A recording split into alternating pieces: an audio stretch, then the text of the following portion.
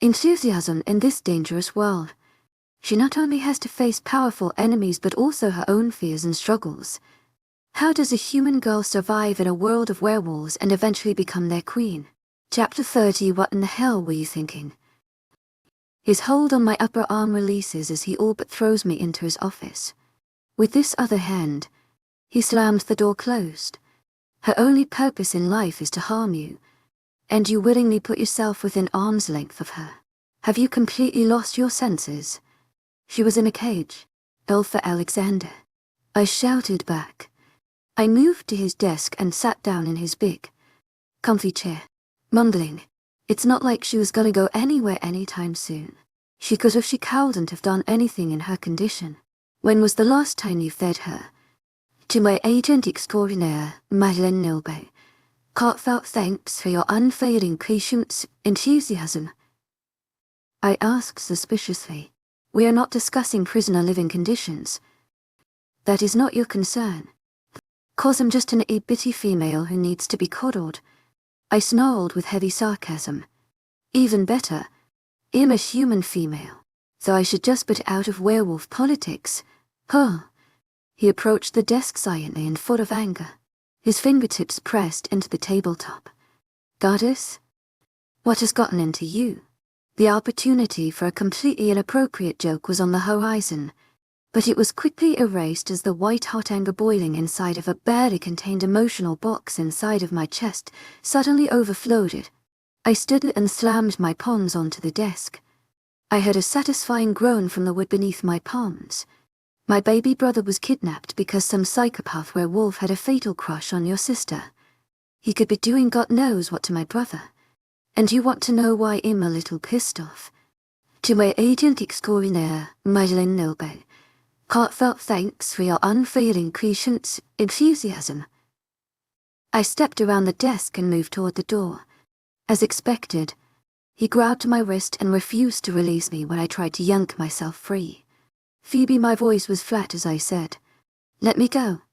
To my agent extraordinaire, Madeleine Nilbe. Heartfelt thanks for your unfailing patience, enthusiasm. I need to hurt something, and I don't want it to be you. He called me toward him. I shoved against him, trying to force his hold on me to loosen. He wrapped his other arm around my torso and locked me against his chest. He released my wrist and moved it to hold my head against his chest. I continued to fight his embrace, even though I knew it was pointless by now. The hoodie I wore had risen slightly over my hips, allowing him to slide his hand from the small of my back down to the waistband of my jeans and back up under my shirt. The skin contact electrified my heart, sending it racing into an erratic beat. I tried to control my breathing like Sarah taught me, but his hand rubbing small circles just below my bra strap distracted me. His chin rested on top of my head and his fingers curled into my hair. I stood motionless, my arms hanging lamely at my sides. "We will find him," he whispered into my hair. "Hell," I said with a broken voice. "Trust me." I took a shaky breath as I wrapped my small arm his thick frame. I relaxed against him and his hold tightened. I sighed heavily. "I do." He held me for a while, until the adrenaline drained from my body and my heartbeat calmed to the semi-normal pace that it fell into whenever Alpha Alexander and I touched. He held me until Seth softly knocked on the door and calmly asked to talk to Alpha Alexander on the training yard. With a soft kiss to my head, Alpha Alexander left the office, but not before asking me to wait for him to come back. The door barely closed before I lunged for the desktop computer. I had used the computer once before for online shopping, which I unashamedly charged to one of the 7 different credit cards Alfie Alexander had in his name. To be fair, he was sitting on the couch 10 feet from me, flipping through and signing dozens of papers, and he had practically slapped my own debit card out of my hand when I whipped it out once my Sephora basket was ready to go.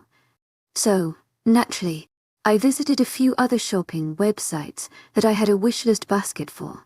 He didn't like the little black dress I ordered off Forever 21 or the bathing suit I ordered off Victoria's Secret, or the lacy bralettes I ordered off American Eagle.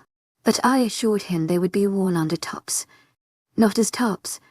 I entered the login password and fired up the internet. The search engine launched and I quickly went to Three Rivers Meet.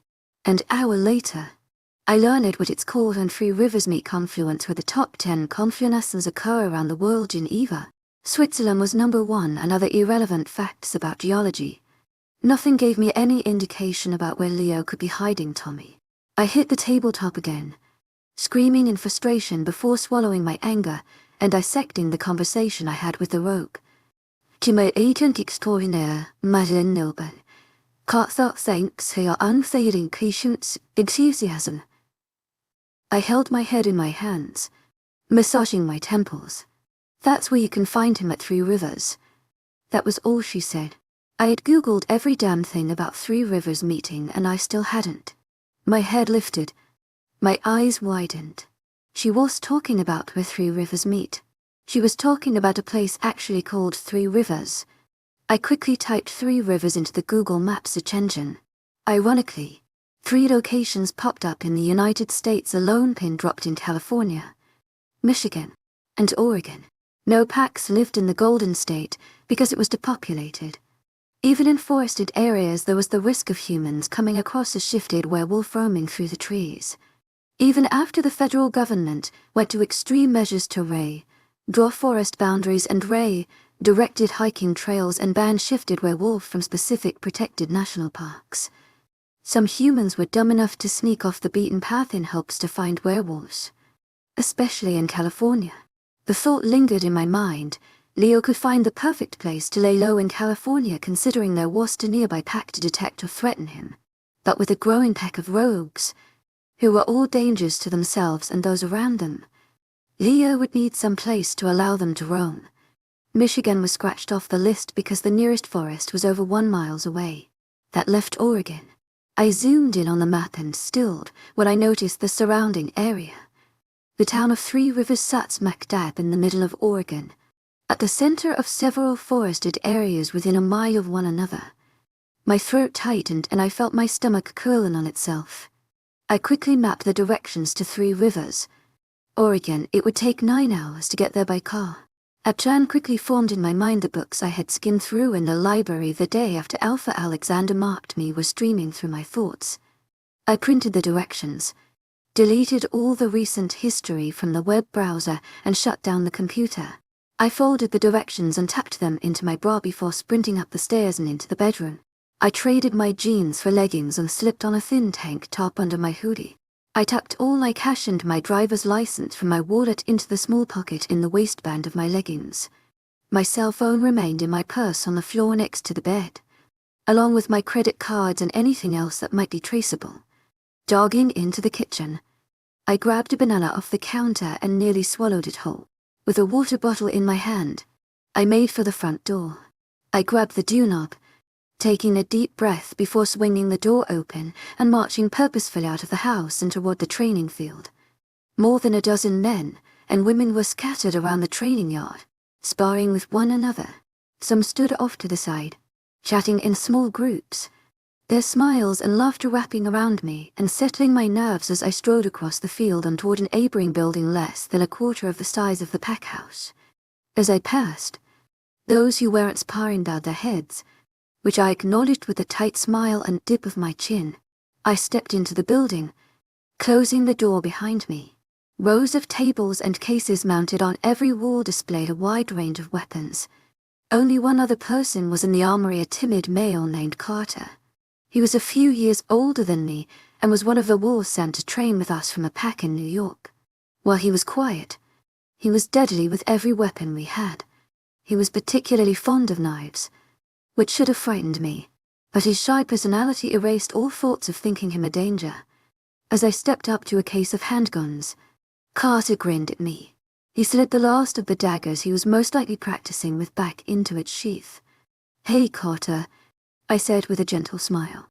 "Alpha Regina," he said softly, bowing his head. "How are you?" "Bored." I sighed for effect.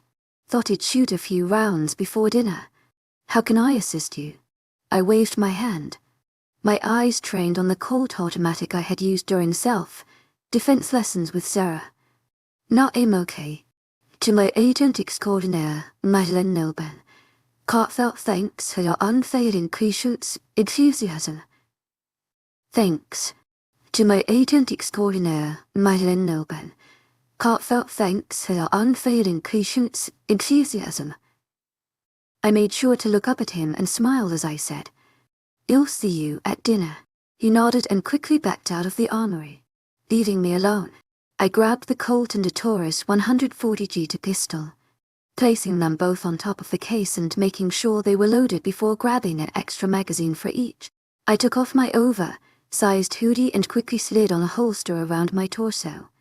I packed both guns and tugged my hoodie back on. After I adjusted them over my stomach and the small of my back so their outlines weren't clearly visible, I grabbed a long dagger from the set Carter had put away. I tucked it into the sleeve of my hoodie. I let my arm hang at my side as I left the armory. I forced myself to keep an even, slowly pace as I approached the garage. Once out of sight, I grabbed a set of keys off the peg wall that was covered with them and unlocked an SUV. I dove into the driver's seat and started it up. I leaned the seat back, buckled myself in and eased the car out of the multi-car garage and down the driveway. The sun was already starting to set behind the pack house, the direct sunlight blinding anyone who tried to look too closely at who was driving the car. I drove off the compound almost as easily as I did when I first ran away, which made me more nervous. I didn't release the breath I was holding until I reached the city.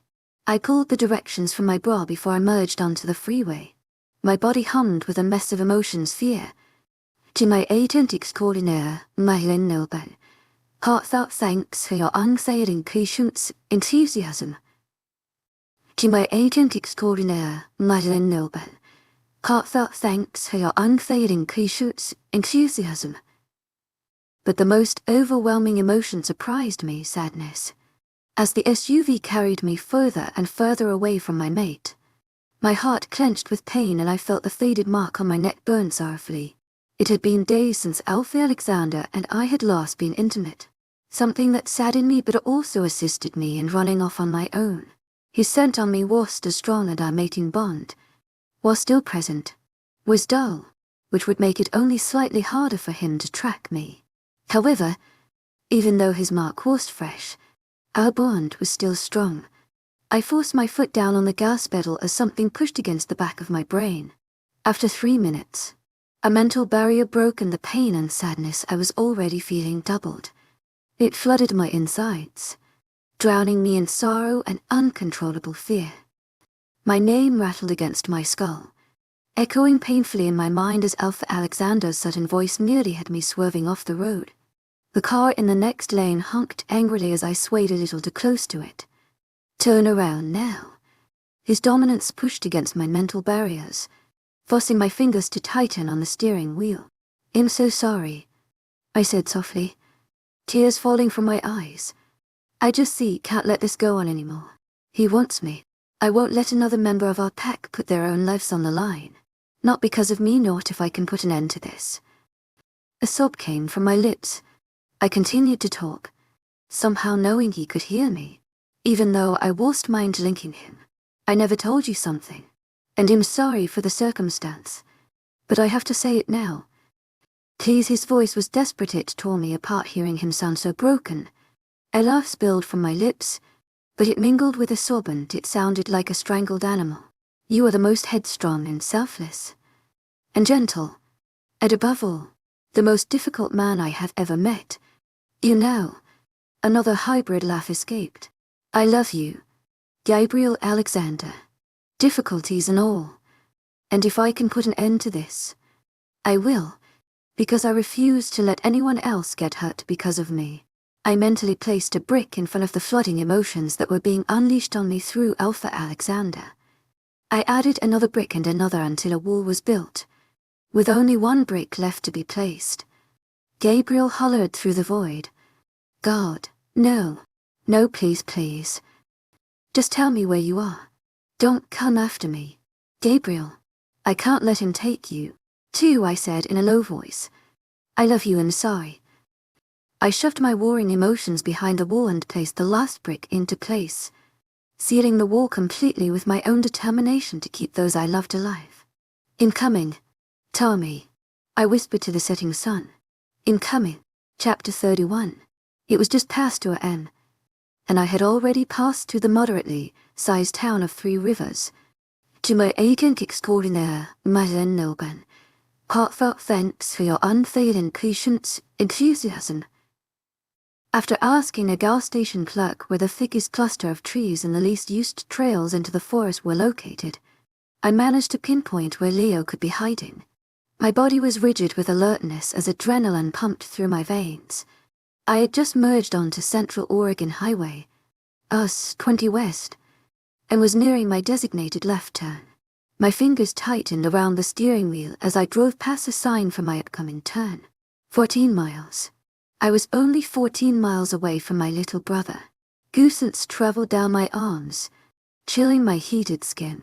My mental brick wall held strong, but I distantly felt the pressure building behind it. Gabriel will find a way to penetrate my mental barrier, and I cowled into him in my mind when I confronted Leo. He was too much of a distraction for me. With my lead foot and some skilled driving I didn't know I was capable of, I managed to shave an hour off my driving time.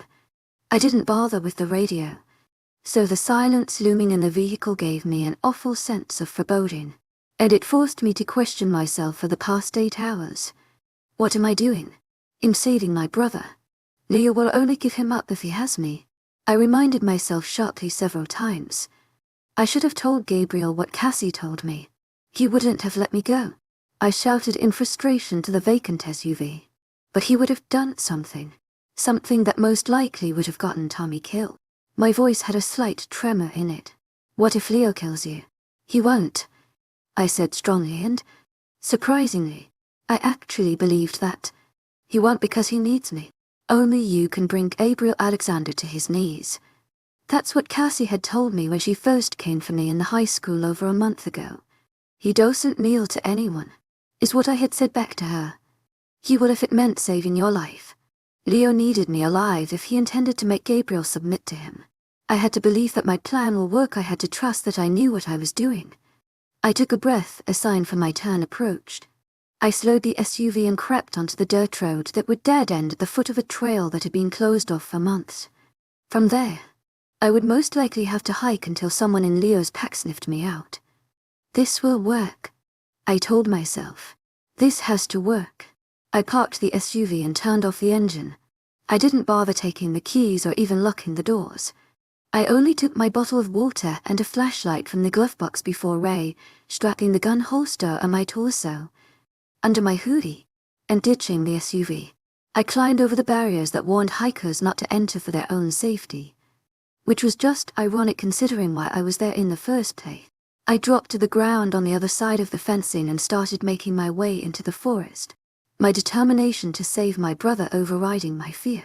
After an hour of hiking, when my feet started to dully throb in pain and the water bottle I filled at the gas station was completely empty, I felt a tingle of alertness on the back of my neck. I stopped walking up the slight incline I was currently on. My body instinctively turned to the left and I stared at a thick cluster of trees. I lifted the flashlight to point in the direction I felt the threat coming from. No need to be shy, I said calmly. Despite the rattle of nerves that were coursing through my body, leaves rustled and 3 wolves emerged from the thicket. They were smaller than some of the wolves I had seen on the training yard the past month, but they looked just as vicious. Their hackles were lifted and all their teeth were bared in a dangerous snarl. Only one wolf looked at me with slightly less venom than the other 2. Its head was titled to the side, as if curious at the sight of me. It made a sound from the back of its throat, a cross between a growl and a wolfish chuckle, as though he was laughing at my own stupidity for coming alone. I dropped my arm, pointing the flashlight at the ground. Take me to Leo. The wolf didn't show any sign of response. They only stared at me. I raised an eyebrow. I will not ask again. The curious wolf huffed at me rudely before slowly turning and walking back into the thicket. The other 2 wolves backed away slowly, allowing me to pass between them before closing in behind me. I was uncomfortable with them at my back, but I knew I couldn't avoid it, and that they were not going to harm me. I kept my own pace, which the wolves were forced to keep with me. The one in the lead twice tried to force me to move more quickly through the trees, but I didn't bother trying. I was their golden ticket if they brought me to their rogue alpha. They would be rewarded and favored by Leah. I was also a queen, even if I was theirs, and an instinct I had learned to wholly and outwardly trust told me to hold on to the superior attitude and to use it to my advantage, hence me setting my own pace and forcing the wolves escorting me to follow it. After another hour and a half, which could have been cut in half if I wasn't human and I didn't need a flashlight to maneuver roots and rocks and other natural debris scattered on the forest floor, we finally reached an open area. Tree stumps was scattered over the grass, as though they were cut down recently in order to make more room. Tents and makeshift wooden houses were placed along the outer edge of the large field, backing against the forest that surrounded the area. A rather large cabin stood at the opposite side of the field from where I stood, which is where my wolfish escort started to walk toward. I followed behind him, the two other wolves on either side of me. Few people lingered in front of their houses. Only a handful were already training on the field, carefully dodging tree stumps as they spared. Everyone stopped their early morning activities to turn and stare at me. I felt their gazes burn against my cheeks. Someone seethed to my right. Is that her? The queen bitch herself? Someone else sneered. I swallowed the ball of anger energizing in my chest. I harnessed it, focused on channeling it toward one person, who I would no doubt meet very soon. Curious people emerged from their houses as commotion rose across the field. Others chimed in their own opinions and snarky remarks as I passed them. She's not as pretty as they say. She's human. What did you expect? That's the girl Gabe fell for. Poor taste. She's weak, just like her pathetic mate. I paused, which forced the wolf escorting me to stop too. I slowly turned to my right, where I heard the last comment originate from. I locked eyes with a girl who looked like she just turned 14, maybe 15. She was pretty, with light red hair and eyes the color of the Mediterranean. Her face was smug, but her eyes told a different story. This girl was too young to be here, and her age showed in the sliver of fear in her eyes. Her arms were crossed in front of her chest and she wore a tight black sports bra and even tighter black leggings. Her features were strikingly familiar, and I found my lips lifting in a cruel smile as I said calmly, "Cassie sends her love." The girl's smug smile instantly disappeared. "What have you done to her?" she shrieked. She stepped forward, but a man standing on her left gripped her arm tightly, holding her back. She lashed out, trying to claw at me, but the man's hold was unrelenting. "What have you done to my sister?" she cried. "Nothing she didn't deserve," I said with as much venom as I could muster. The girl screamed. It was full of pain and was more difficult to listen to than I would have imagined possible. I felt a tinge of guilt eat at my heart, but I refused to pity the girl thrashing around in front of me. I will not allow my own humanity to interfere with my plans. I could feel guilty about being heartless tomorrow. Today, right now, I needed to see my plan succeed. I needed to save my brother, my mate, my pack, my people. This war could be stopped before any more blood is spilled. I could be the one to stop it. The girl was dragged away from me and toward a tent that stood behind her. She never looked away from me, and I didn't break eye contact until the man pulled her into the tent and say more. The wolf behind me huffed impatiently. I moved forward once more, toward the imposing wooden house. We reached the rickety front porch. The wolves made no move to enter the house, but the leader of the three motioned with his head for me to enter. I stepped onto the porch and confidently strode into the house, closing the door behind me. It was a 2-story cabin. Unlike the outside, everything inside was made of wood. The flooring, the staircase. The second story looked to be only a hallway with 2 or 3 bedrooms. The main floor was open, with a makeshift kitchen attached to an open space that was solely occupied by a wide table which was covered in papers. The wall behind it was completely covered with a large map that was riddled with pins and red marker. Standing at the table, palms flat on top of all the papers, was a man. He was tall with light features and tan skin. His soft brown hair hung low over his shoulders and his eye color was nearly black rather than a deep chocolate brown. He was strikingly handsome, but his presence only brought me nausea. The thudding against my mental wall increased, but I maintained my straight posture, refusing to let Gabriel flood my mind. The man watched me enter the room, his lips lifting in a smirk.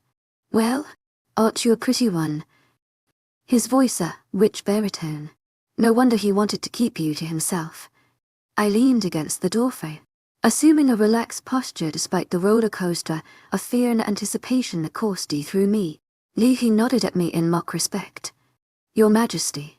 I dismissed the blatant disrespect, even though the instinct I held on to told me to remind him of his place. "Where is my brother, Leo?" A shuffling came from the staircase behind me, and a small voice called out sleepily, "Thee." Chapter Fatito. I barely glanced over my shoulder to take in the sight of my brother. He was wearing wrinkled pajamas that were 3 sizes too big, and his hair was mussed from sleep. But otherwise he looked unharmed. I kept my eyes on Leo as I spoke to my little brother. "Tommy, I need you to get into the closet under the staircase. Close the door and don't come out until I tell you to. To my agent extraordinaire, Madeleine Noble. Heartfelt thanks for your unfailing patience, enthusiasm." "But, fee please, Tommy." He hesitated for half a minute before I heard his soft footsteps cross the wood floor and the soft click of a door closing. Leo tilted his head and watched me with an amused expression. "He really is a good kid," he said casually. "He looks up to you. You know his big sister." He chuckled darkly and stepped around the table slowly. "He said you would come and get him, said your mate was big and tough, and that you would do anything to save him. You know what I told him?" He stood a foot away from me. My body was tense, my fingers itching for one of the weapons under my hoodie. Leo's eyes darkened as his lips quirked into a dangerous smile. I told him I was counting on it. That's when his fist came flying toward my face, hitting me squarely in the cheek. Gabriel Alexander was not a patient man under normal circumstances. Seth would know HED been Gabriel's beta for years, but HED been his best friend for even longer. And knowing him for that long meant Seth knew when to shut the fuck up. And right now was one of those times, when Gabriel suddenly took a left turn, slamming Seth into the passenger side door of the SUV. A train of a dozen other SUVs behind them nearly collided with one another, trying to make the same right-hand turn. Each SUV that followed theirs was filled with 8 or 9 werewolves from different packs, including Luna Nova. When word spread that Alpha Phoebe left the compound to confront Leo, every single werewolf stepped forward, prepared to fight for the safe return of their queen, which just so happened to also be the ultimate chance to prove themselves to their new king. Gabriel called for the strongest enforcers from each pack. His said intention rang loud and clear to everyone. They were representing their pack so that every pack would have a part of the coming battle. Every pack would share in the glory or the defeat. From the murderous glint in Gabriel's eyes, Seth naturally assumed the former. Raindrops began to splatter against the windshield. Within minutes, it was pouring. Seth glanced at his Alpha before leaning over the middle console and silently switching on the windshield wipers. Gabriel didn't even flinch or acknowledge the unwarranted assistance. Seth gripped the door handle when the SUV hydroplaned for a single second before thankfully finding traction on the slippery road. Seth cleared his throat, but still didn't say anything. Spit it out. "Seth." The beta jumped at the sudden sound of Gabriel's voice. For the last 7 hours, his friend hadn't said a word to him. Seth cleared his throat once more before saying, "It'd just be best if we lived to actually rescue her. You think now is an appropriate time to joke, Seth?" Gabriel snapped. Seth stared out the blurry windshield. "A cheer's not gonna hurt her. Gabe, he wants you. He'll hurt her to get to me." Gabriel's shoulders shivered slightly and Seth tried to brush off the overwhelming instinct to suddenly bare his neck.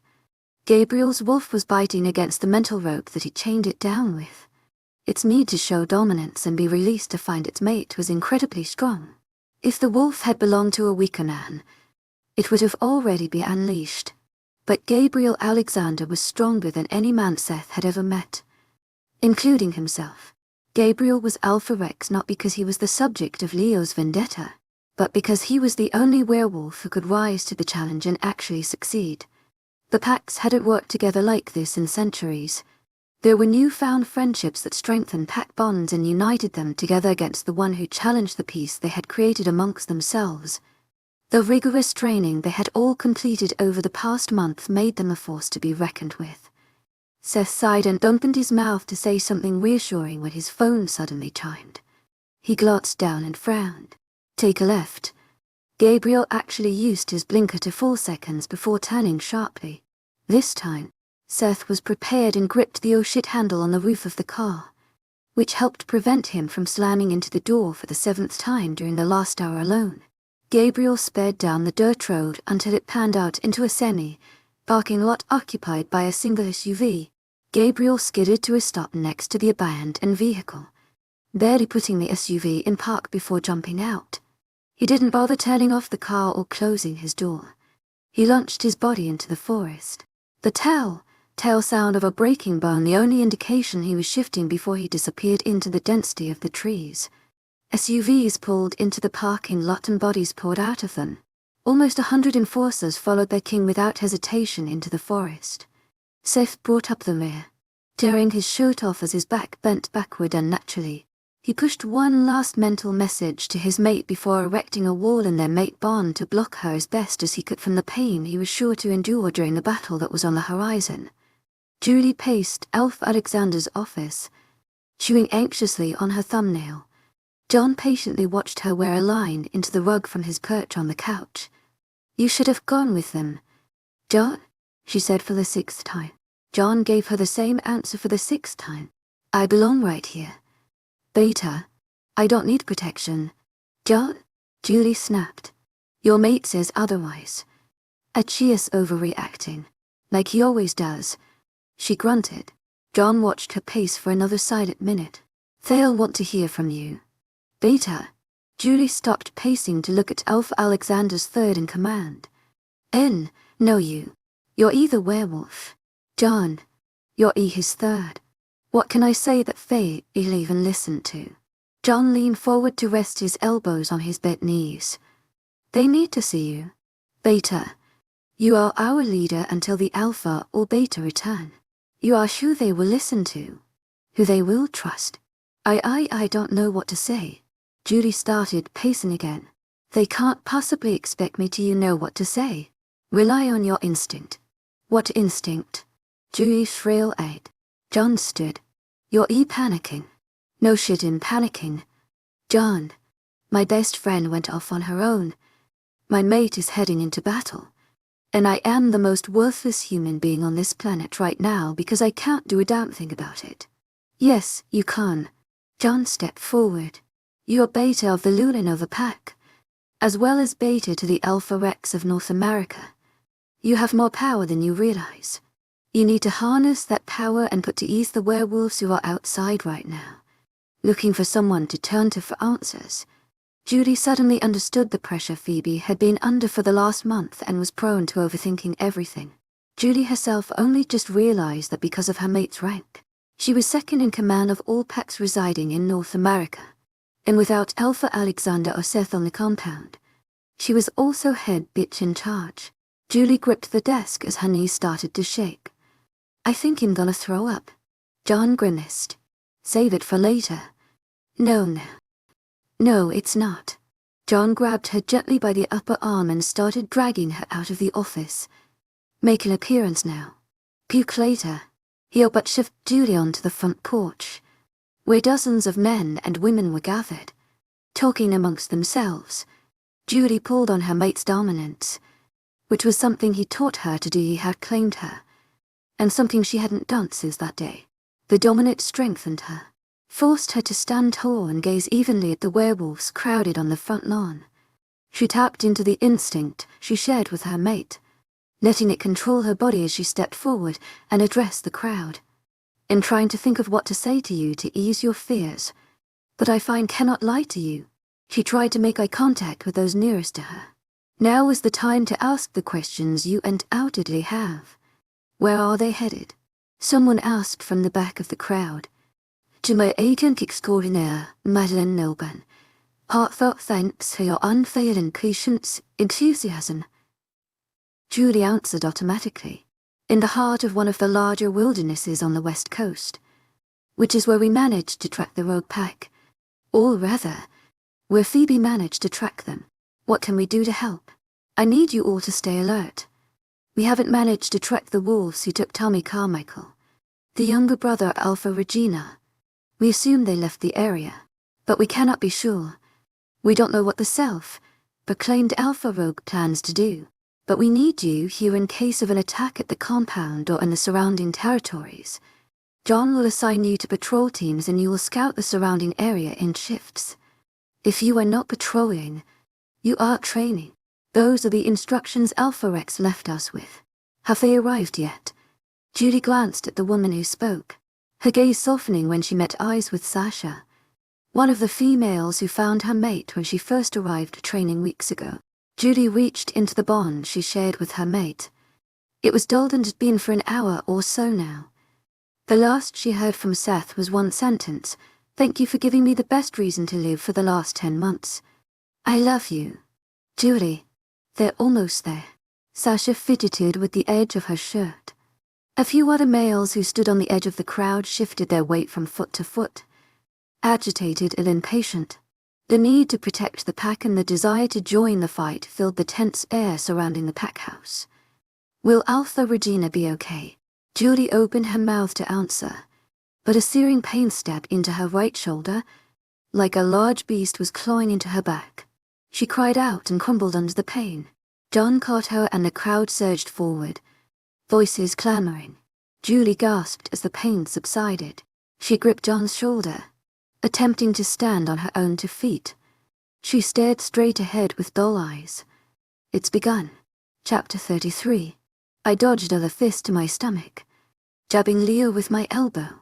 His head snapped to the side and I felt sick satisfaction as yet another one of my blows landed successfully. My victory was short, lived as he swept my feet out from under me and I landed on my hip. I rolled to the side, narrowly avoiding his foot as it slammed into the wood floor, which groaned under the pressure of the hit. I gripped the hilt of the dagger I had tucked into the waistband of my leggings. Unfortunately for me, I was smart about transporting the dagger, so my waist was riddled with nicks and cuts from the sharp blade, and my leggings were stained with blood at the waistband. The dagger had splotches of my blood on its blade as I jabbed it forward, catching the edge of Leo's shirt with its lethal edge. Leo stepped back and glanced down at his ripped white T-shirt. If you wanted me to take my shirt off, you could have just asked. I glared at him. You're not my type. Leo, what? Ruggedly handsome gentlemen aren't your E-type. No, pathetic rapists aren't my type. His eyes narrowed. Is that what he told you? He told me the truth. Lee, he told me what you did to his sister, what you did to Natalie.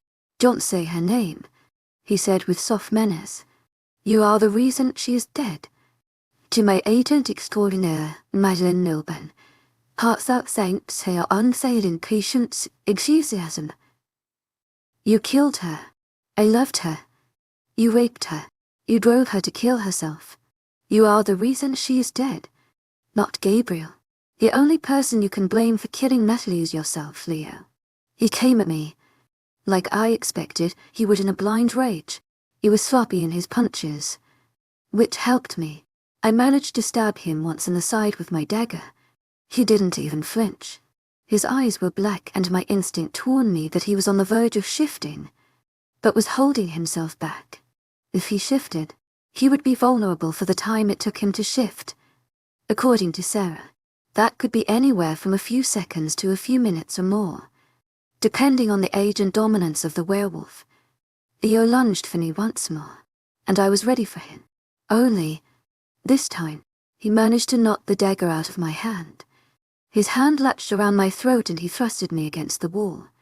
My back screamed with pain, his hold on my throat tight and an air nearly stopped flowing in or out of my lungs. Distantly, I heard terrified shouts mingled with violent growls and the sound of flesh tearing under claws and fangs. Gabriel. I loved Natalie. Leo growled. She was the only thing that mattered to me. Everything I've done is to avenge her death. You raped her. I gasped. Leo shook his head fiercely. No. The bitch who interrupted us lied to Gabriel. She dragged Natalie to her car, screaming about how I raped her best friend. Natalie cried as Sarah drove her away from me. She cried because she wanted to stay with me. You see, she wanted to be with me. S. Confused how he knew her name, Leo punched the wall beside my head. The bitch will get what's coming for her. She lied to Gabriel she was jealous of what Natalie and I had. She is another reason why Natalie is dead. Sarah found him raping Natalie. She's the one who fought him off. A tear spilled from my eye as I imagined a younger Sarah fighting off an alpha son to save her friend and then losing her a few months later. Sarah's fierce desire to teach me how to protect myself as well as her need to constantly shadow me everywhere on the compound now made sense. Her loyalty to Gabriel and his unwavering trust in her, all the pieces fell into place. Natalie, was your mate? I wheezed. His hold on my throat tightened. Yes, she was. I loved her. I still love her. She was carrying my child. We could have been happy. As he continued screaming at me, I slid my left arm up to the wall behind me and wrapped my fingers around the Colt strap to my back. You killed her. Stop saying that. Leo bellowed. He lifted his fist to punch me once more in the face. But I was quicker. I pulled the gun out from under my hoodie, pressed it against his right side and pulled the trigger. Kellen emerged from the tree line mere steps behind his alpha. Jason flanked him on his right, Georgie, one of the kids from an Alabama pack, on his left. All of them were breathtaking and lethal in their wolf forms as they charged onto the open field, engaging with the first rogues they laid eyes on. Alpha Alexander surged forward, heading for the cabin at the far end of the clearing. Every wolf who came into his path was put down, and he was nearly halfway across the clearing when 4 wolves plowed into him. One climbed onto his back and another nipped his heels. Kellen bounded toward his alpha, his eyes on the beast who dared to climb on top of the king of North American werewolves. No, Alpha Alexander shouted through the pack mind link. VBS in the cabin, go. Kellen immediately obeyed the command, changing his direction toward the cabin, Jason and Georgie deflecting the foolish wolves who approached them. Jason was tackled by 2 rogues and Georgie held back to help him while Kellen sprinted forward. A gunshot sounded from the cabin, followed by a dangerous and powerful growl from the battlefield behind him. Kellen leapt over the front porch and into the house, knocking down the pathetic wooden door as he entered.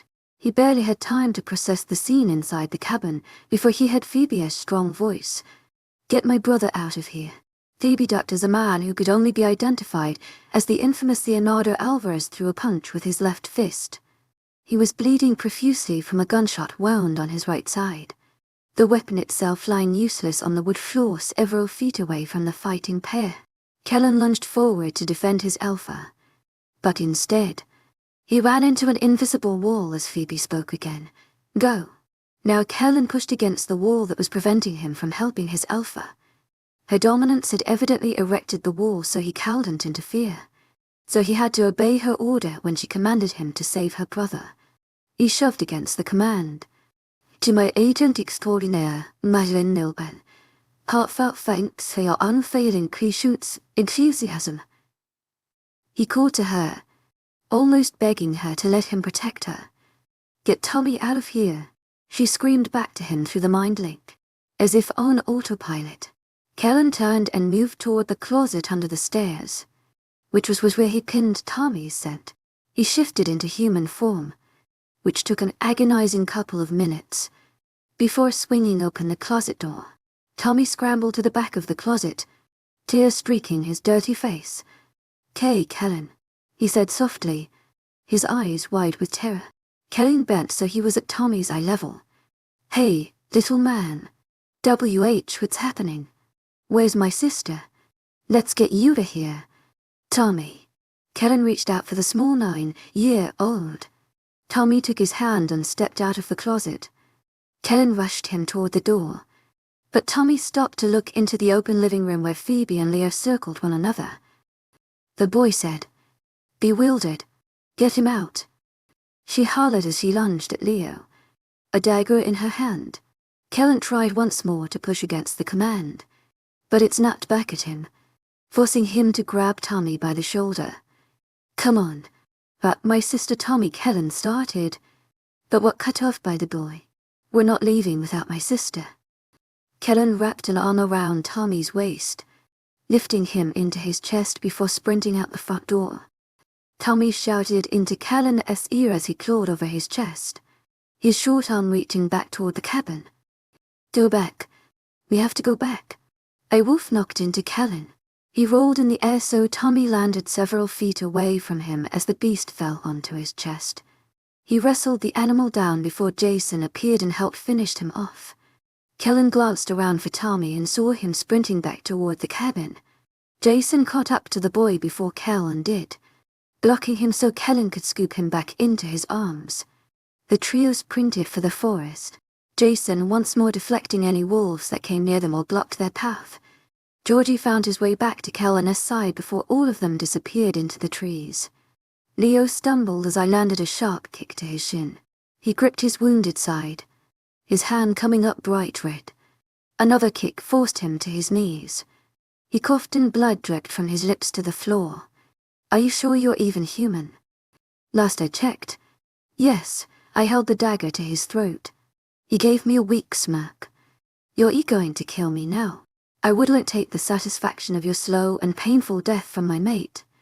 Leo's eyes glassed over briefly with fear. I grinned, scared. Leo, he chucked humorlessly.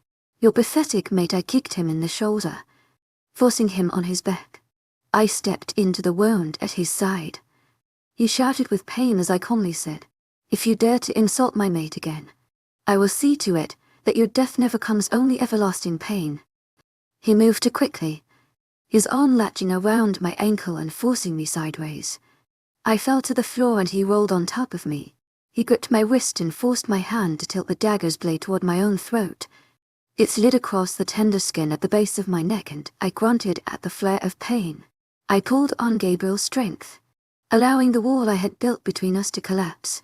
The flood of his emotions and his dominance nearly drowned me, but I harnessed it, twisting the blade away from my throat and toward Leo's. He tried to turn it back toward me, but with a final shove of strength from Gabriel, I thrusted the dagger upwards, directly into Leo's jugular. His blood erupted from his throat and rained over my chest and neck. I shoved his body aside, rolling to my feet and pulling out a second gun strapped to my stomach, pointing it at the bloody body on the floor. I watched as Leo choke on his own blood. His eyes locked with mine and he gasped out, love. Natalie didn't love you. Lee, she never did. I said coldly. Tu es agent extraordinaire, Marianne Nilben. Heartfelt thanks for your unfailing patience, enthusiasm. But no words came out. The hands at his throat fell away and his head lolled aside, his eyes dull and lifeless. I barely had time to process the fact that I killed him before a flood of thoughts and emotions seared through my brain. I nearly crumpled under the new minds now linked to my own, but I managed to lean against the wall to hold my weight up. My head felt light as I stumbled my way to the front door, which was now in shattered pieces in the entryway. Outside, a battle waged on, fur clashed with fur, and bodies were strewn over the entire field, both rogues and pack alike, a mix of humans and wolves. I took a breath, tried to straighten my spine and stepped out onto the front porch. My body was heavy and I had to force my eyelids open, but I stood at the edge of the porch and pulled on the last of my dominance with the energy I had left. Enough? I bellowed. The response was nearly instantaneous. Bodies stopped colliding with one another and eyes turned to me. Rogues snarled in my direction, but once their eyes locked with mine, their snarls became whimpers. No more blood will be spilt today, I said calmly, tiredly.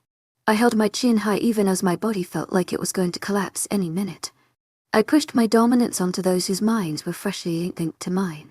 Submit to your alpha, I commanded. Submit to me. They resisted at first, but after a tense moment, one by one, every rogue fell to the ground and rolled on to their backs, exposing their stomachs. My knees trembled as the last of them submitted to me. Their new alpha, something sealed within the mind linked the rogue pack, became one with the rest of the North American packs. With my pack, it was finally over. My knees buckled and I crumbled to the ground, my head colliding with the wood of the front porch carelessly. A body leapt onto the porch and crouched over me, its furry belly nearly suffocating me as my eyes finally closed. My fingers curled around the fur at the wolf's neck as he spoke softly in my mind. Chapter 34. Gabriel. I gasped frantically as I sat up. Hospital, I thought as I glanced around the room. Everything was white, the sheets that covered my body, the chairs that sat empty beside my bed, the walls that seemed to be closing in on me. I glanced down and released a startled sob, chuckle at the sight of a familiar dark shirt I was currently wearing. Then my eyes found the needle stuck in the bend of my right arm. I quickly tugged it out of my skin and threw the sheets off my body before swinging my legs off the bed. My ribs throbbed as I stepped onto the cool tile floor and limped my way over to the door. Before my hand touched the door handle, it swung inward, forcing me to stumble backward to avoid getting struck. I tensed with the sudden instinct to fight, but the instinct faded the moment an arm wrapped around my back and pulled me into a large and familiar chest. I leaned into Gabriel, my fingers digging into his black t-shirt. "You should be in bed," he said softly into my ear. "You weren't here." He sighed into my hair, his hand rubbing soft circles into the small of my back. "Where are we?" "Regional hospital. Your parents insisted." I tensed. "Are they here?" "They're with Tommy right now." I leaned out of his embrace. "Is he okay?" Gabriel nodded. His hand cupped my cheek. I leaned into it, kissing his palm. He breathed in my scent, his chest rumbling with a soft growl. "Never put yourself in danger like that again. Please." His voice was stern and I detected a slight undertone of desperation. He put his finger under my chin and forced me to look him in the eye. "If you do, I will chain you to the bed. And this time, it will be for my pleasure." I chuckled softly. "I'm sorry I put you through that. To my agent extraordinaire, Madeleine Nobel. Hearts up thanks for your unfailing patience, enthusiasm. But I'm not sorry that I did it. You're safe, now everyone is safe." He's dead. His hand on my waist tightened. "It was not your responsibility." I was tired of sitting around, waiting to hear whether or not Tommy was dead. I snapped.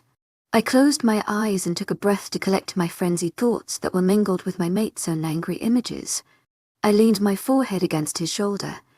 "I didn't want to lose you. Not when I just found you." A moment passed and Gabriel released a breath. "And with it." "On the contrary, I found you." "True," I murmured, "but I was afraid what would happen if you decided to face Leo." I offered myself to him because I knew he wouldn't consider me a threat, just another chess piece for his game. Gabriel growled again. "If you had any future notions of playing hero, please let me know first." He hushed me, which only flared my anger.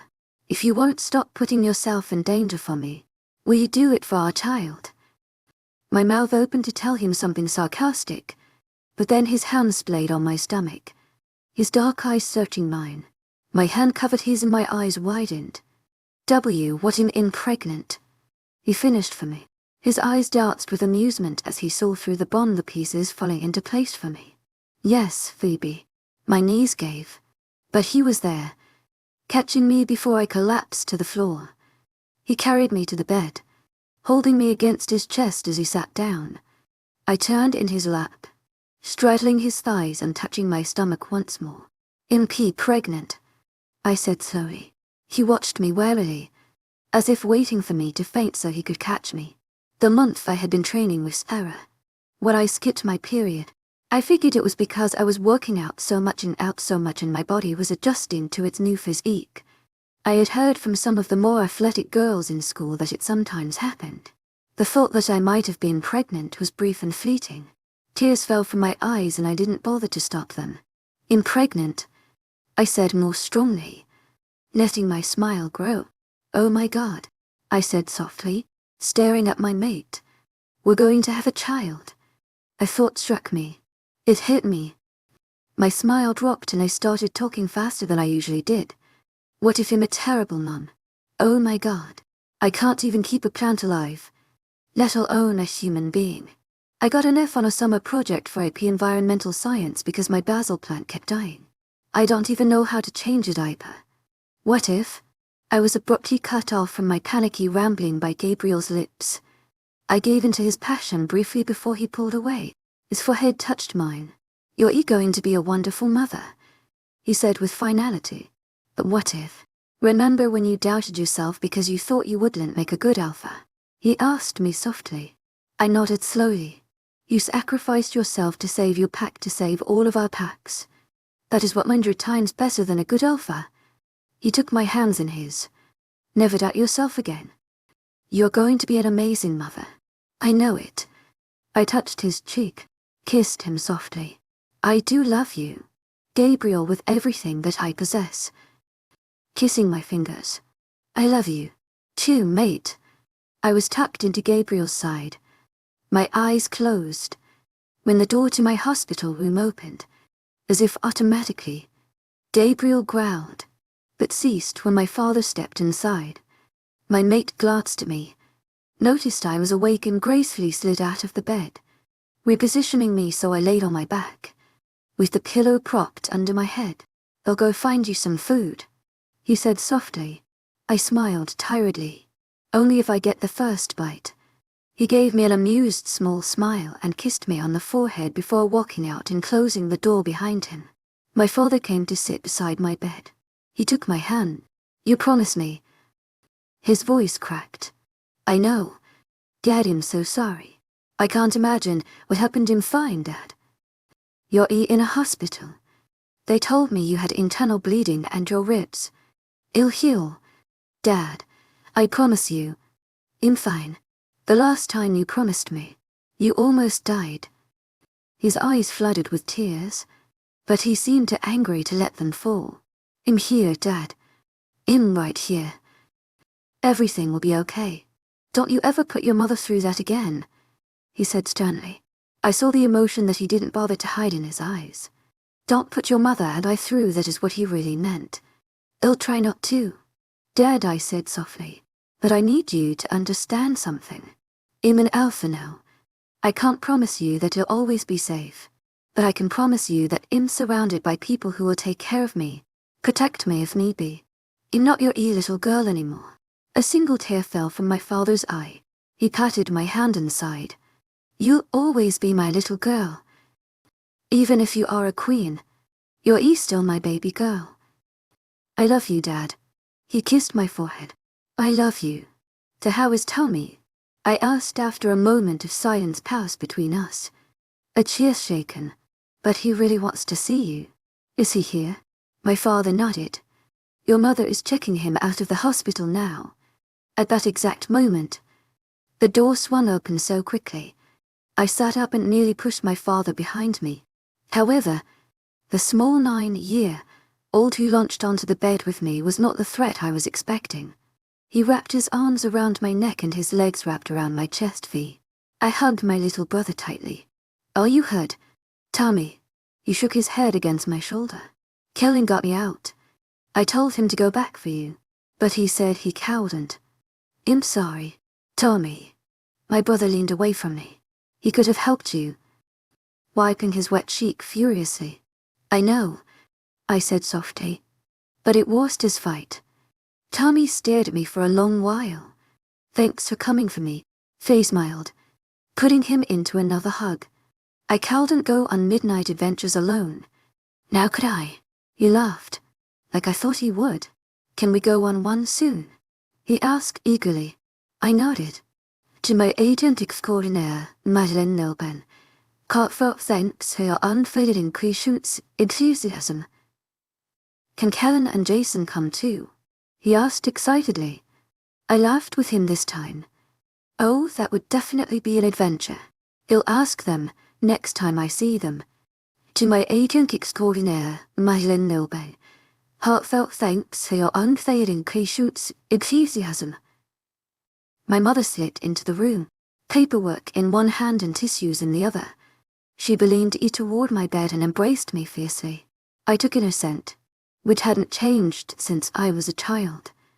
It was comforting, and it reminded me of home. I swear to God, Don't you ever do that again. Dad already gave me the lecture.